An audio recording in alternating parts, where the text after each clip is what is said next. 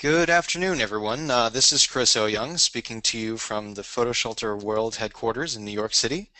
Today, we're very fortunate to be talking portrait retouching with Photoshop Quick Actions with the amazingly talented Kristina Sherk. Kristina is a high-end retoucher and the founder of sharkpixel.com. Before we get sort of into the tutorial session, I have a few housekeeping notes. First of all, I wanted to call your attention to the right side of the screen where you'll see the GoToWebinar panel. And on that panel, you'll see a chat box. And I encourage you to type your questions into that box. And if we have time, we will field some of them. And if we don't have time to get to everyone's questions, I think maybe we can twist Kristina's arm to get her to answer some of them offline. The second thing I wanted to mention was that we have a ton of sort of very detailed material to cover in the next 45 minutes or an hour. But I wanted to encourage everyone not to sort of furiously take notes. The webinar is being recorded, and all of the sort of links and materials and the recording of the webinar will be posted on the PhotoShelter blog within the next day or so. And that includes this pretty amazing action that Kristina has created and very generously given to us that you'll see her use in just a moment. And so that action, the download link for that action will also be made available to you after the fact. And the third thing is actually a little bit of a disclaimer that this is a sort of intermediate level Photoshop tutorial. So if you know your way around Photoshop, that's great. I think you're going to get a lot out of this. But if you don't sort of know about the clone stamp tool and about spot healing brush and things like that, just follow along as best you can. And in case you don't know how you ended up here, this webinar is sponsored by PhotoShelter. We make a website platform for photographers that allows you to display, sell, and archive your work. And I'm very, very pleased to introduce Kristina Sherk. And Kristina is the founder of sharkpixel.com. And Kristina, say hello to our audience. Hello. So Kristina, you've been retouching for over 9 years now. How did you sort of get into it, and tell us a little bit about your background? Sure. I actually majored in digital art, and throughout the years in school, I was pretty much focusing primarily on Photoshop. And you know, with a digital art major, they really any type of art degree, they gave you a lot of lateral movement so that you could really create your own projects and that kind of thing. And so I was literally learning Photoshop for 4 years in school, and then graduated and started working for a well-known photojournalist here in Washington, D.C. His name is John Harrington. I think some people may have heard of him. Yeah, and then went out on my own from there. And unlike some retouchers who have never touched a camera before, you also sort of understand the photographer mindset and process as well. Is that correct? I do, I do. I have a photography business as well. It's called Kristina Sherk Photography, and I primarily do headshots for theater, for actors here in DC. So I'm able to speak camera and I'm able to speak Photoshop. So like if if somebody's telling me about depth of field or something like that, I'm obviously able to kind of speak with them on their level, and it helps a lot with communication because so much of this retouching field has a very, very vague, vast um, terminology. There's no real, vocab words and definitions when it comes to retouching. So it's So hard. when a photographer has hired you to retouch things for their portfolio or for the client, you found it, I guess, advantageous to be able to sort of talk in the same terminology. Yes. Awesome. And you're also the author of a brand new, I guess, session or tutorial called Fashion Retouching, which is available. I think it's a 5-hour tutorial that's available from photoshopcafe.com as of today, I think, which is pretty impressive. Yeah. And so for those of you out there who simply can't get enough of Kristina's techniques, when by the end of this webinar, you can go and check that out. And Photoshop Cafe has generously given everyone who attends the webinar I believe, a 20% off coupon that we'll be giving everyone for that lesson. But I guess without further ado, let's let you take it away. Sure. So everyone bear with me while I just transfer uh, screen control over here to Kristina and we'll get started.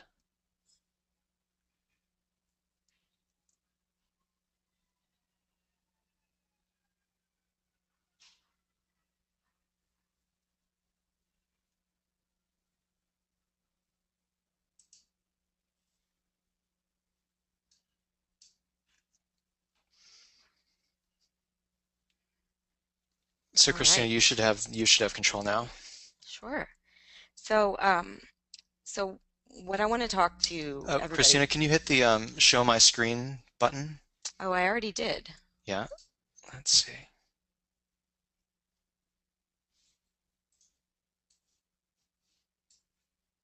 Can you see it now? No, I think you're good. I'm good? Yep. Okay. Can everybody see my screen? Hoping that those answers are yes. So, so what I have for you guys to download today is an action in which I kind of go through some of the basics that I use whenever I'm retouching a portrait or a headshot or anything like that. You know, it's so easy for people to get just enveloped in the retouching of an image. And what I've found is that by creating actions and letting people really um, work with those actions, it's nice and it creates like a parameter or it creates an outline in which you work from. Because as everybody knows, you can spend 2 minutes retouching an image and you can spend 24 hours retouching an image. So it's all about like where, you know, how far you zoom in, how far, like what's the image going to end up being used for? If it's not going to be printed on the side of a building, then most of the time you're not going to have to go to 400% when you're zooming in or anything like that. So what I found is that by creating actions and working within those actions gives you a, a more finite starting place and ending place for your retouching, which allows you to not be retouching one image and then, you know, look up from the computer 2 hours later and be like, oh my gosh, I just lost 2 hours retouching this image. Like, where does the time go? So what I created for you was an action that's ostensibly going to do this to your image.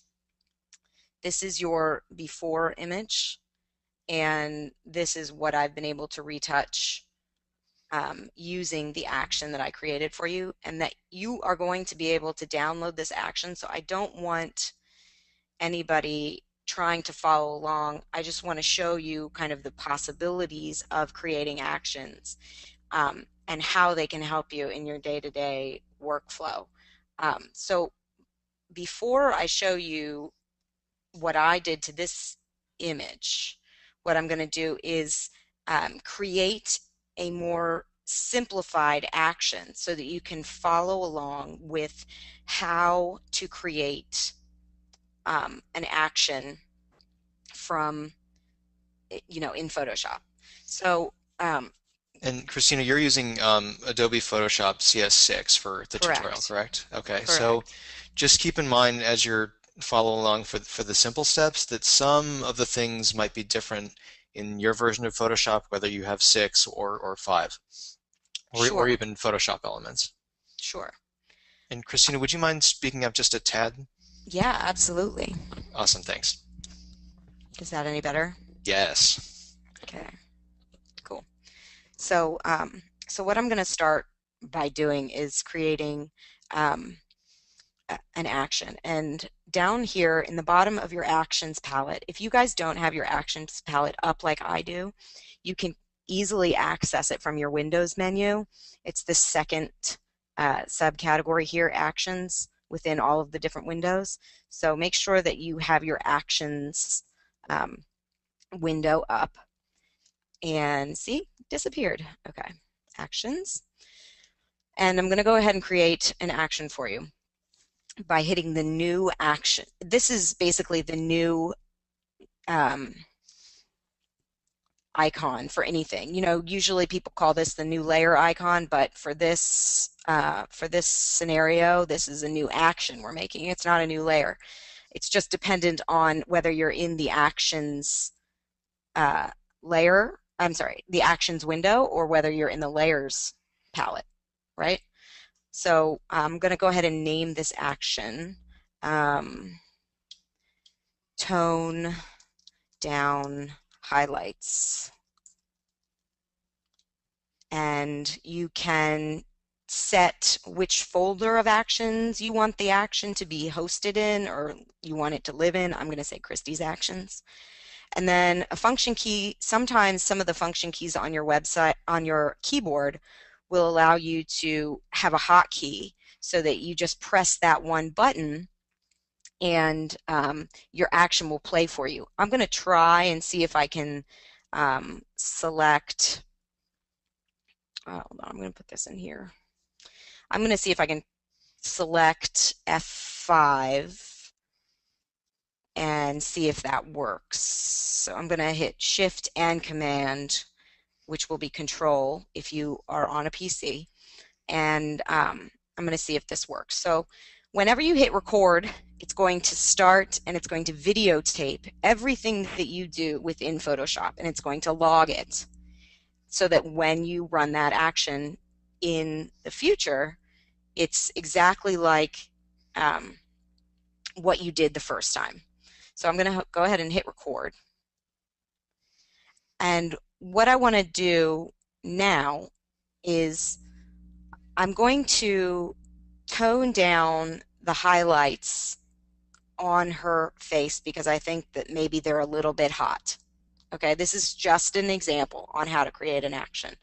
So what I'll do is I'll create just a regular levels adjustment layer by clicking here, the create levels adjustment. If you guys are in CS5 or earlier, I think you can come down here and click levels adjustment layer here as well.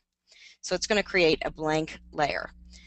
So for me, what I love is being able to use blend modes to lighten and darken instead of using the actual adjustment layer itself. Like instead of playing around here with the tonality in this adjustment layer, instead what I'm going to do is just actually change the blend mode to multiply, and you can see that her highlights here are definitely I've definitely decreased the tonality in those highlights, right? But I don't want this affecting the entire image. So what I'm going to do is I'm going to select my background layer, and I'm going to go to the select menu, and I'm going to come to color range. And instead of selecting a color, I want to automate this process. So I'm not actually going to be clicking anywhere on the image per se. What I'm going to do instead is I'm going to actually just tell Photoshop to select any highlight in the image. Okay, so it can tell, as you can see here in the mask, that it's going to be selecting only the highest tonalities within the image. So I'm going to go ahead and press OK, and what it should do is give me a selection.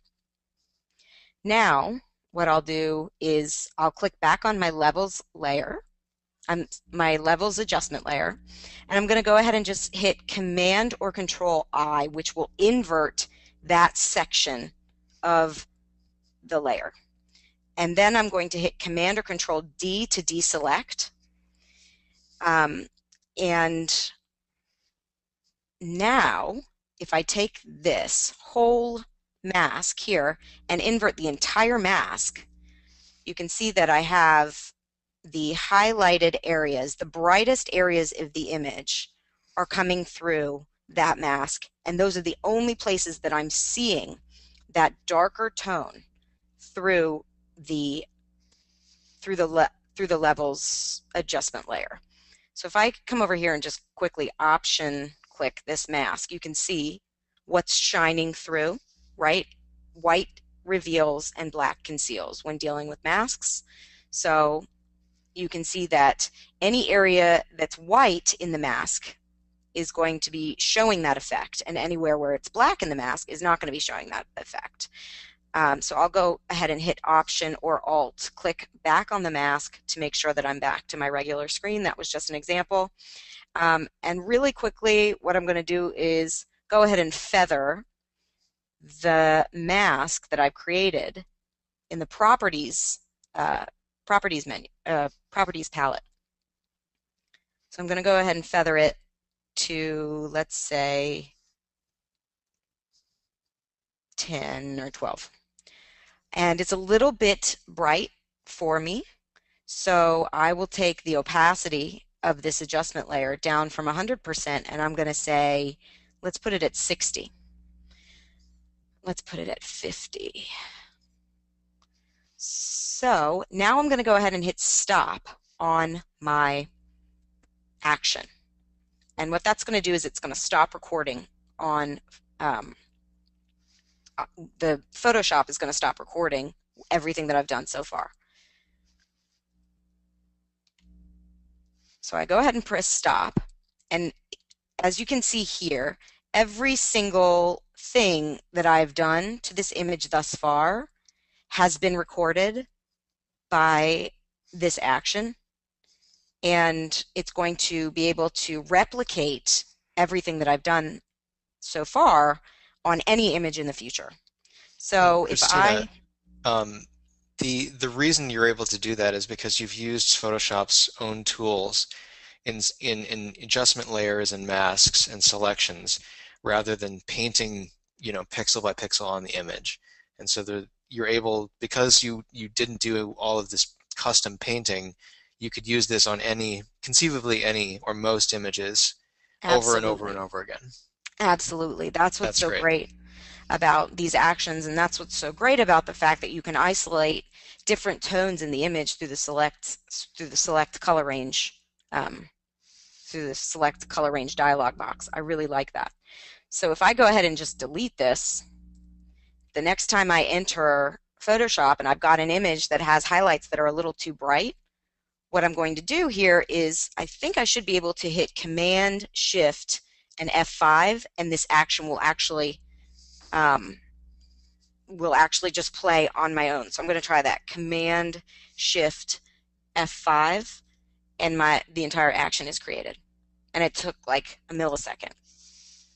So if that can help you guys in um, really speeding up your workflow so that you don't sit in front of the computer all day, so that you can get back out marketing and talking to clients and doing all of the things that you should be doing, getting back behind the camera, doing some personal work, any sort of, you know, actions during that time when you would have been editing, it's going to allow you to increase productivity, increase, And hopefully billable make more money. hours, and hopefully make more money at the end of the day. Exactly.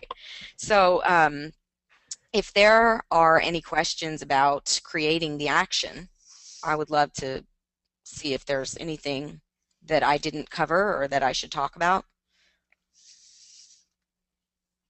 Um, so I'm assuming that everybody's pretty good with what we've done so far. So what I'd like to show you now is the action that I created for you, which you guys are going to be able to download later from from my website.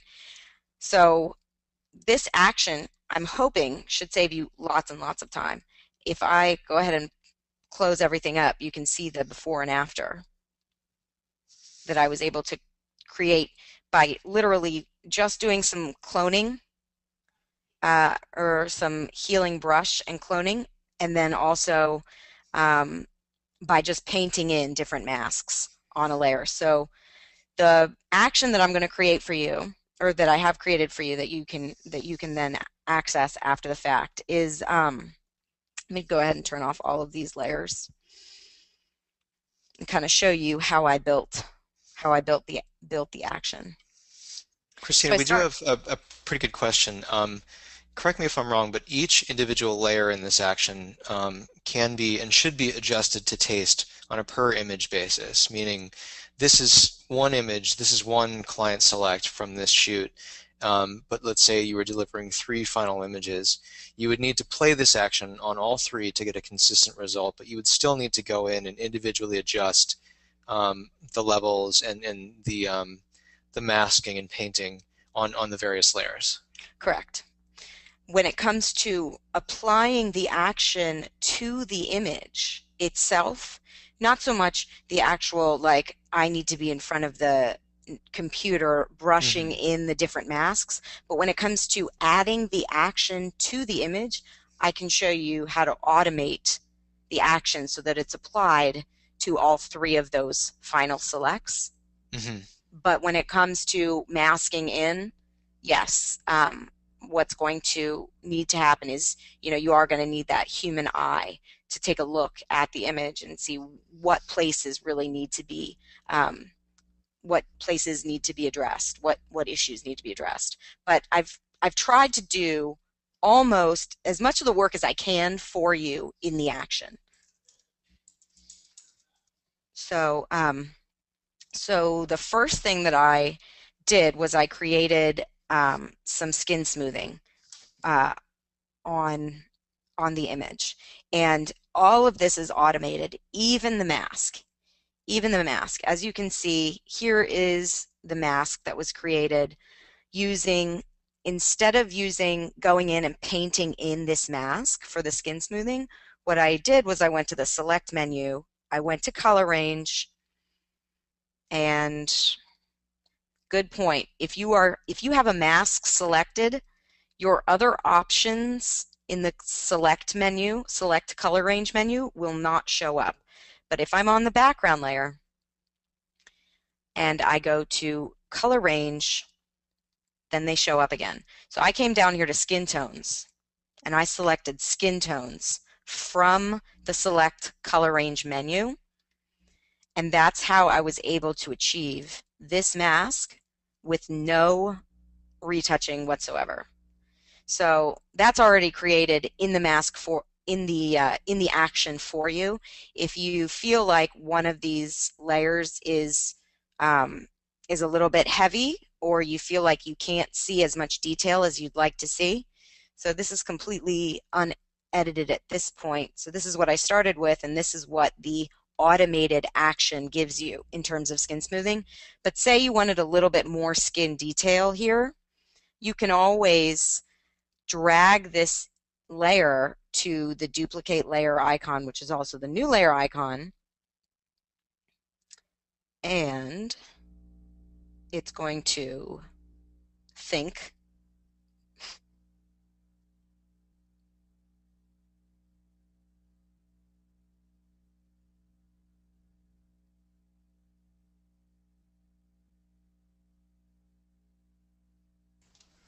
Hey, can you hear me?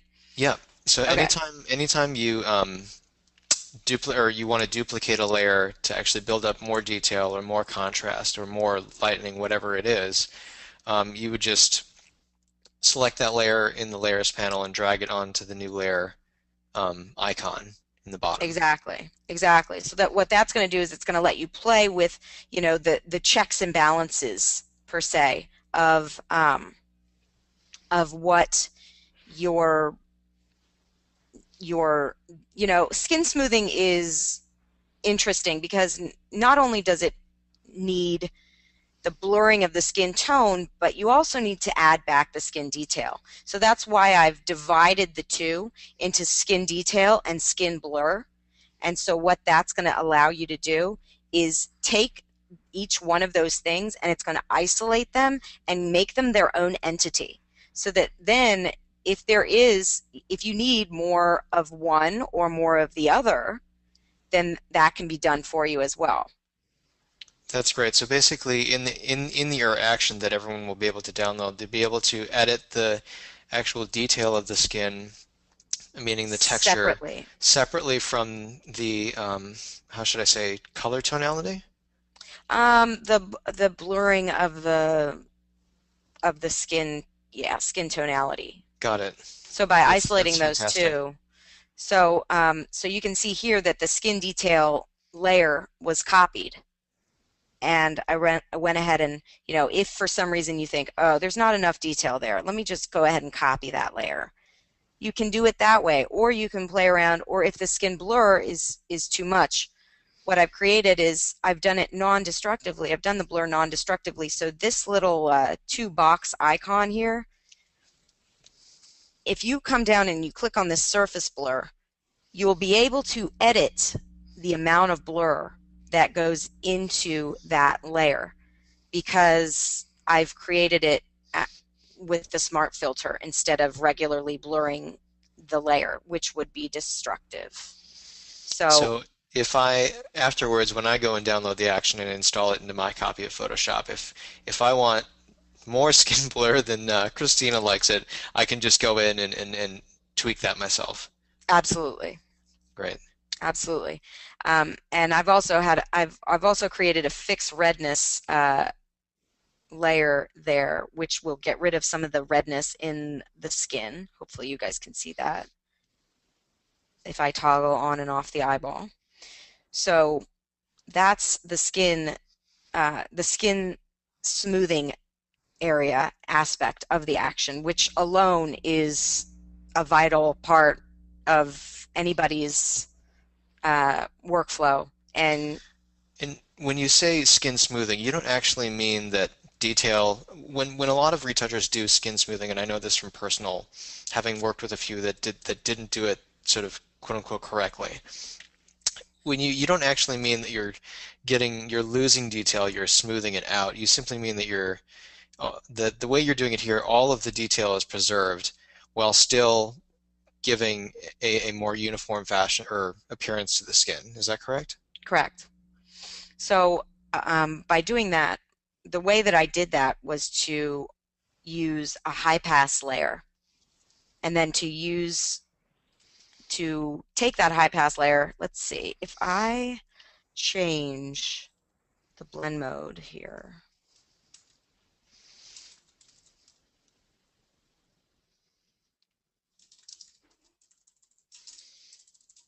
Okay, I'm trying to show you guys the skin smoothing.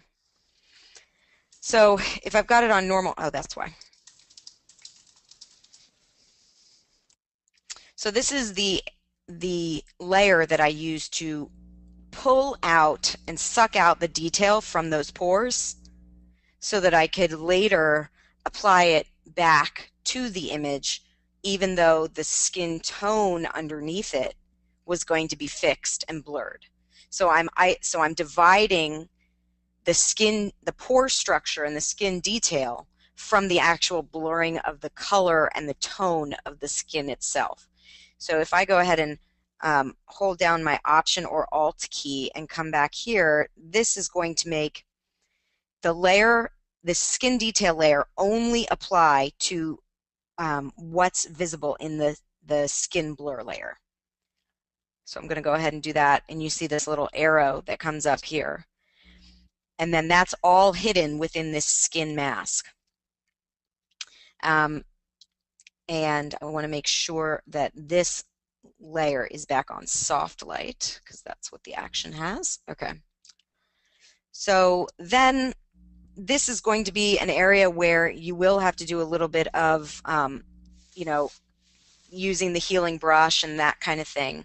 And if I turn this layer on, which is labeled blemishes in your action, you'll be able to see what I did on the blemishes layer. And I'll zoom to 100% and I'll turn that blemishes layer on and off so that you can see what was done. So I used a little bit of a clone stamp underneath the eyes, and I got rid of just a couple of the freckles. I left I always try and leave, one or two because if they're larger, that's it, that's their face. That's what they look like, and I don't want to eradicate everything from their face, um, because it's important to just get rid of blemishes and not get rid of any freckles or moles or that kind of thing that I think, adds to the character of the person who you're photographing. Um, got rid of some of the stray hairs on her forehead in this layer, as you can see. And then I'll move on. So in this eye whites layer, which is in the action, I have a blur of the underlying image, which is going to blur some of the veins in the eye whites in that area. I have a hue saturation layer which gets rid of some of the redness in the eyes. I have a selective color layer which also gets rid of the redness in the eyes. And then I have a minimal curves layer to brighten the eye whites in there. And that's all within this folder here called eye whites. If I hit Option or Alt to show you what the mask looks like, you can see what my mask looks like, that I painted in. So I painted in this area, and you can see that the before and after it's subtle. Okay, I'm a person that basically believes, if there's something that you're trying to fix in retouching, go 75% or 80% of the way and leave just a little bit of it there. I mean, you know, excluding blemishes or anything like that, you always want to keep just a little bit of that original detail there, and that's going to keep your retouching in check almost. This is a folder for people who you might be photographing who have blue or green irises. Um, Obviously, she has brown irises, so I just literally left this mask black. As you can see, if I zoom all the way out, there's nothing on that. But what it is it's being created for you in that action so that if you were photographing a person with blue or green eyes, you could easily um, access that without having to run another action or create something different. But for my needs and for the purposes of this image, because she has brown eyes, I'm going to go ahead and show you the brown hazel iris folder, which you can see has a mask applied to it. Most of the time when I'm painting in my masks, I'm painting at a 30% opacity. And what that allows me to do is brush a little bit, check my work, brush a little bit more, check my work, brush a little bit more, check my work, to make sure that I'm not going overboard. Um, it's very easy to go overboard when it comes to retouching. So here's the before and after of those irises. And there's also a sharpening aspect that gets applied to the irises themselves. Here, another high pass layer that sharpens just the irises. But what's great is that you're deeming where that sharpening gets applied to by painting it in certain areas in your mask. Then I have a blush layer that I created, and you can paint in the blush if you'd like. Again, I'm not going fully to white, therefore the full effect of the adjustment layers in this adjustment layer are not going to be felt unless you're literally painting with a 100% opacity with your brush, or 100% opacity, 100% flow. So hopefully, you guys will get used to painting with a little bit of a lighter brush. Christina, do you, in addition to adjusting the opacity and flow of the brush, do you also use like a tablet or a mouse to do most of your retouching? It's I, just d- a, I do. I have a tablet that I use. but it's not necessary. Um, I suggest that most people get one, but um, it's not necessary, although it definitely increases n not only the enjoyable aspect of the work, which I know everybody is kind of cringing and saying, no, this is not enjoyable at all. But it also allows you to kind of move faster. It definitely increases your level of productivity in the time that you're using it. So that's a good question. Um, this highlights layer, I just basically used to increase areas and brighten areas that I wanted to be a little bit brighter. So I wanted those areas underneath her eyes to just pop out a little bit more.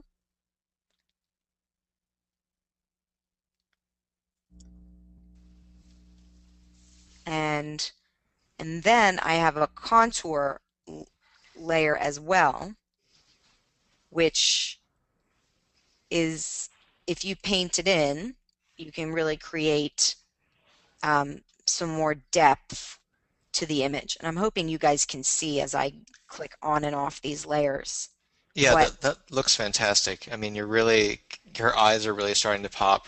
You can almost, you're trying to bring out her personality in this right. shot, which is what I assume is sort of one of the end goals. Every client has a different end goal with how they're going to use the image, and you need to, as a photographer, we need to help our clients accomplish that. And one of those ways is to, if we can't do it ourselves, is to hire someone with your expertise to help us basically help our clients get to that intended use, that great use. Sure. The best way, I joke with my clients who are photographers, the best way to keep a client for life is to hire a retoucher because they don't, they're not adept to hopefully to the possibilities of retouching and how far you can really really go with it. All they know is that this is the best photo that's ever been taken of them. Mm. So if you're a photographer and you supply this client with the most amazing photo and they've never looked so good, why would they ever go to another photographer for their photography needs? It's a really really great way of basically keeping your clients happy and also I think increasing the rate in which photographers give you clients give you referrals at the end of the day. They don't have to know what goes into it behind closed doors. They don't have to know what you took away or Right, added. right. So, I'm not going to talk about the teeth folder that I created, other than a little bit of a curves adjustment, so brightening the tone a little bit, and then um, a selective color adjustment layer where I took the yellow out of the yellows. So anything that shows yellow in the image, I'm actually sucking out the yellow from those areas, and um, and you're basically left with just a little bit of a whiter tone. Um, I think the two telltale signs of bad retouching are like neon white eye whites and neon white teeth. So just remember that sometimes it's better to just get rid of the yellow and leave the teeth the color the tone that they are, and just erase the color from it. It's not so much changing the tonality of the teeth because you don't want them to look neon white. But for this image, this mask, I left black because obviously there are no teeth showing. Um, so if I go ahead and close up this little folder here, you can see the before and the after of. So other than doing the healing brush and painting in the different masks, that's all the work that is done to the image. Um, and making sure that you have a good stopping point is a great way to keep your time down when it comes to post-production. And you can create, different actions, one with minimal retouching, medium retouching, high retouching. I mean, you can create different actions um, throughout that so that you have different things depending on who your client is or depending on how much time you really want to spend sitting in front of this image and retouching it. The only additional retouching that I did to this image is I do have a smoothing aspect in the eye whites, but it didn't take me all the way that I wanted to go. So what I did was I went in with a clone stamp and I cloned out a few of those veins in the eye. But there's still some there, which is the important part. Right, right. Yes, like I said, 75% of the way, you know. It doesn't make sense to go 100% of the way. And the more you go 100% of the way, the more people are going to be like, oh, that was retouched. So keeping some of those, some of the beauty in the imperfections is a good way of thinking about it.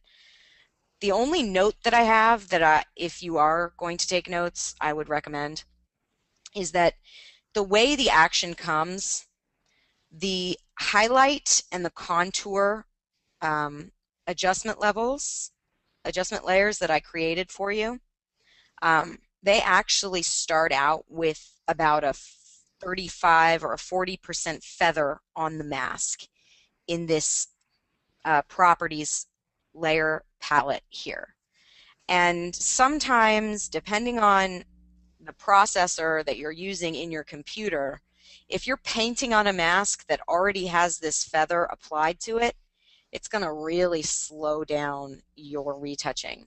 So what I would do is if you're feeling that effect or you're getting frustrated because every single brush stroke you make you're getting this, you're getting the beach ball of death, or you're getting, please wait, or anything like that, you can easily, because it's a non-destructive feather that I added to the layer mask, it's very easy for you to just take this from 38, 40%, whatever it is in the action by default, and take it down to 0.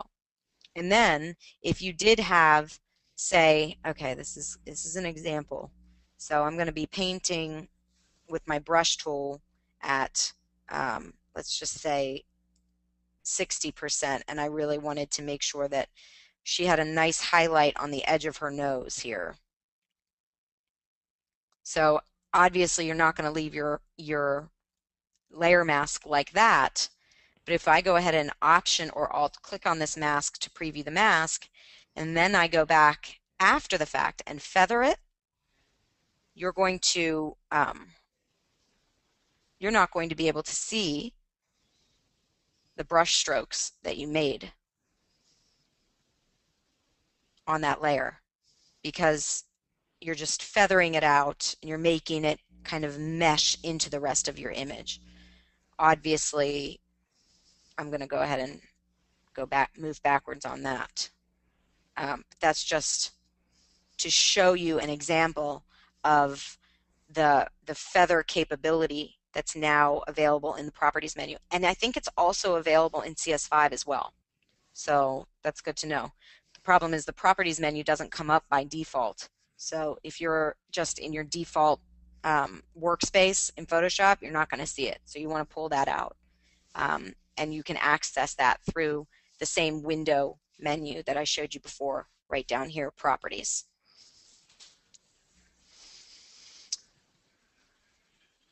And for So, those of you who are sort of wondering about the way Christina has her actual workspace set up in Photoshop, I got a preview of that tutorial that's available from PhotoshopCafe.com, and one of the great things in it, I thought, was that she covers the rationale behind her entire sort of Photoshop workspace. So if you're interested on that level, we're not going to cover it in depth today, but check it out on the tutorial if that interests you.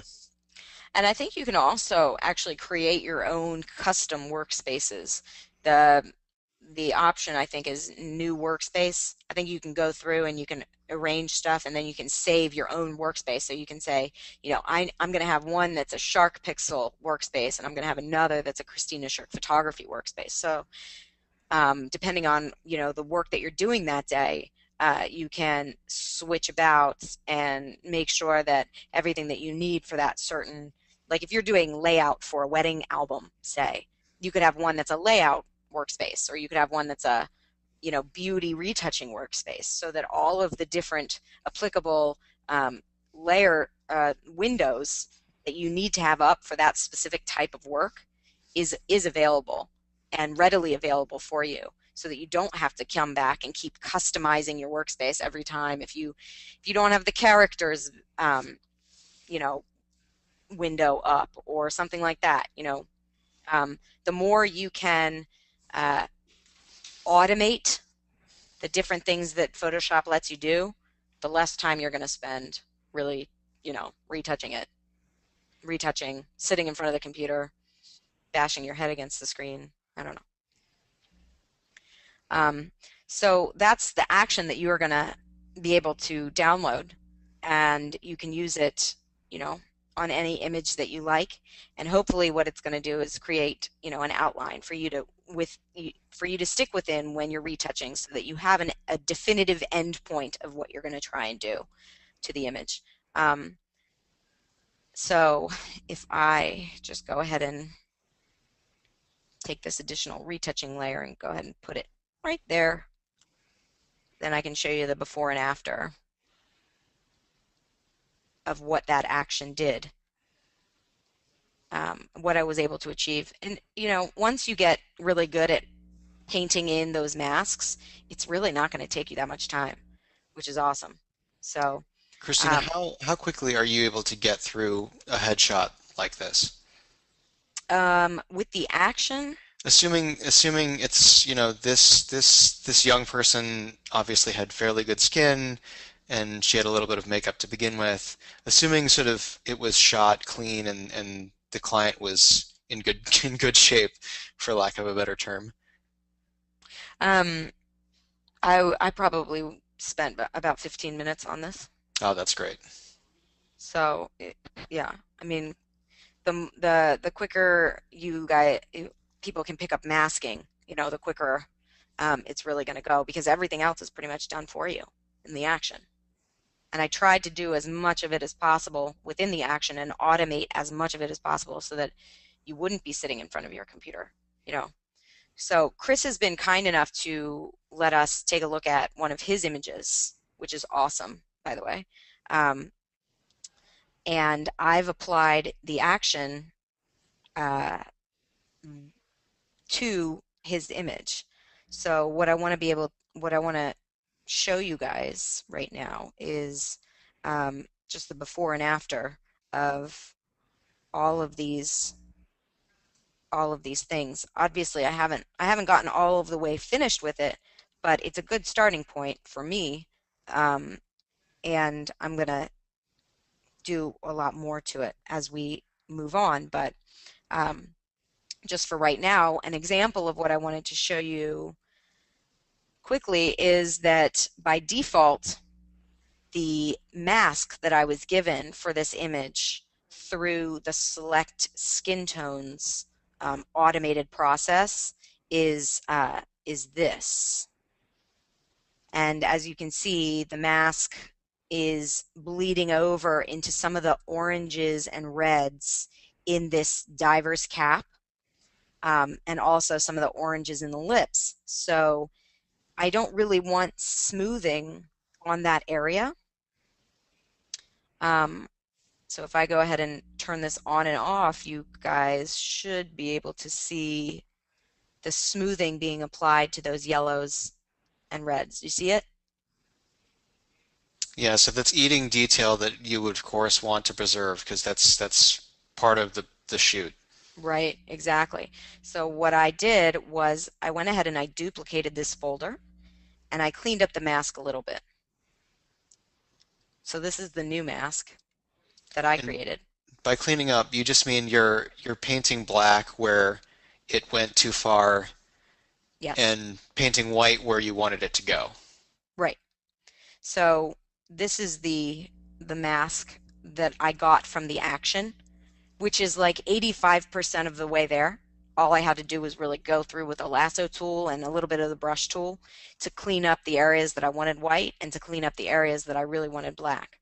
So I got from here, let me drag this down so that you guys can see a little bit of the flowers as well. I got from there to here, and then I was happy. This is the areas that I want the skin smoothing to be applied to, not not so much um, that, right? So if Photoshop can get you 85% of the way there, it's still saving you time. I still didn't need to draw in or paint in any of this skin mask other than selecting with my lasso tool around the flowers um, to make sure that they were strictly black. So if I turn off this skin smoothing layer and turn on this skin smoothing layer, you can see that now if I toggle on and off the skin smoothing, you're not affecting those flowers in the cap. And here I just got rid of some small blemishes on the face. And I'll go ahead and let me turn off everything else so that you guys can see the blemish removal that I did. And Cleaned up. when you clean up the blemishes, is it a combination of tools that you use, or do you have a favorite? I usually use the healing brush tool, and I've become very accustomed to sampling before I put the pen down every single time I use the healing brush tool. So because of that, I haven't really caught on quite yet to the content aware option that is Hmm. now available in CS6 for the tool. Um, but that being said, the content aware is probably going to speed up my workflow much faster. I just haven't gotten used to using it yet. And I know we're about 5 minutes before the hour right now, so I know we're running a little bit short on time, but I was wondering if you wouldn't mind actually showing just a really basic blemish removal, Hmm. because there are a billion. I know personally there are a billion ways you could do this, and every one of them is sort of interesting. I learn something new every time I see even just sort of like small skin retouching. Sure, absolutely. What I'd like to do is go ahead and turn off all of the other layers to give a better example for what I want to do in terms of skin in terms of a blemish removal. So I'll come down here to my new layer icon, and I know a lot of people will go ahead and duplicate the background layer um, when they are um, getting rid of blemishes or anything like that. For me, I never do that. What I do is I create a blank layer. So I'm going to start with a blank layer. So I'm going to create this new layer down here. And this layer 1, I'm going to call this blemishes 2, just as an example. I'm going to hit my J key, which is going to take me to my healing brush tool. Um, this is where it is on your tools menu. Um, and I'm going to make sure that current and below is what's selected in my menu in the sample menu area. If Because you this will not work without that. Right, if you have current layer selected, you're going to be kicking yourself in the foot or whatever, um, because nothing's going to be happening. You're sampling 0 pixels and you're going to be painting 0 pixels. So current and below is probably the best for that tool to be used, to be set on. And if I come in here and I see this little mark here that I want to get rid of, if I hold down the Option or Alt key, you get the hash marks which is going to allow you to sample an area near the area that you want to get rid of, near the blemish. So I'm going to go ahead and click once there to sample this area here because I know that the skin texture here is what I want to have when I do get rid of this blemish here. So I'm going to click once to sample, then I'm going to let go of the Option key, and then I'm going to just click over that one blemish, and it's going to be gone. And what it's doing, as you see the hash marks show up when you're getting rid of something using the healing brush, it's going to be sampling the area where that hash mark is and painting it back onto where your brush actually is. So I don't want to sample this skin detail up here and then go and get rid of this blemish down here because the skin detail up here is completely different than the skin detail down there. The same way I would want to basically, I'm going to undo that. The same way if I was getting rid of this line, this brush, I think it's like from a blush brush, I wouldn't want to sample here on this really smooth skin and get rid of that line because, you know, you're going to be pulling the texture from down here where it's sampled back up here. So the best thing for me is to just sample somewhere near what you're trying to get rid of every time. Great. So we're about out of time today, but do you have time to stick around for a few more minutes and answer a few questions? I can absolutely do that. Great. So if you have any questions for Christina about retouching in general, or what you've seen today with the action, just type them into the chat box in the GoToWebinar control panel, and we will do our best to answer them.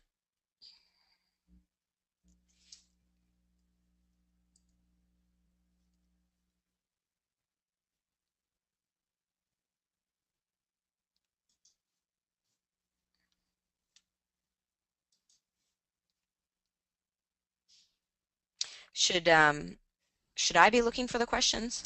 No, I'm looking for them on this side. Okay. Um, Lauren from our office is fielding all the questions, so she Okay, will cool. be passing me a few. If you Hopefully, wouldn't mind, should I give the screen back to you now so you can put up the link of which to download the sure, action sure. form? I did this change present.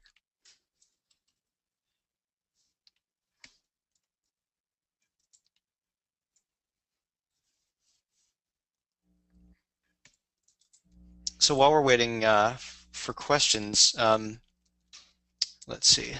I need to figure out how to show my screen. As I mentioned before, Christina is just released a DVD, but really it's available either in a DVD or as a downloadable tutorial, a complete 5-hour start to finish retouch, which I've seen pieces of, and it's absolutely fantastic. I started learning things in the first couple minutes, and I've been retouching my own images for a few years now. But it's 5 hours in a completely start to finish retouch of an image, and it's available from photoshopcafe.com. And if you enter the discount code Shelter Cafe when you check out, that'll get you 20% off. And I believe that brings the total price down to under $50, which is a pretty great deal if you ask me for 5 intensive hours start to finish. But the link is there at the bottom of the slide, and it'll be available to you with the coupon. We'll post it on the PhotoShelter blog. This has everything. This has a lot of my knowledge in it. Blood, sweat, and tears, all of it.